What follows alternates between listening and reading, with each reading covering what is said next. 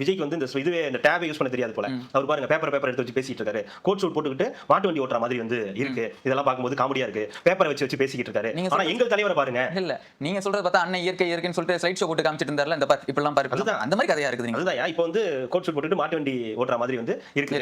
அவருக்கு வந்து பாத்தீங்கன்னா பேப்பரை வச்சு வந்து பேசிக்கிட்டு இருக்காரு அப்படின்னு சொல்றாங்க.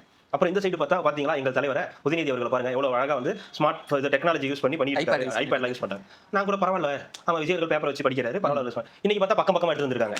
எழுதி கொடுத்தது எல்லாத்தையும். எருமை முதல்ல கொஞ்ச நாள் ஆகட்டும் எருமை. அதுக்குள்ள ஃபயர் விடக்கூடாது. இன்னும் முதல் 3 நாள் தான் இருக்குது. அதுக்குள்ளாரே ஃபயர் விட்டா ஐயோ பாத்தீங்களா சின்ன கலக்கிட்டாரு, முறிச்சிட்டாரு, உடைச்சிட்டாரு, கெத்து காட்டிட்டாரு, கலைஞரின் பேரான நிரூபிச்சிட்டாரு. ஸ்டாலின் அப்படியே கண்ணு முன்னாடி கொண்டு நிறுத்திட்டாரு. ஸ்டாலின் கண்ணு முன்னாடி கொண்டு நிறுத்த கூடாது ராஜா, முடிஞ்சிரும்.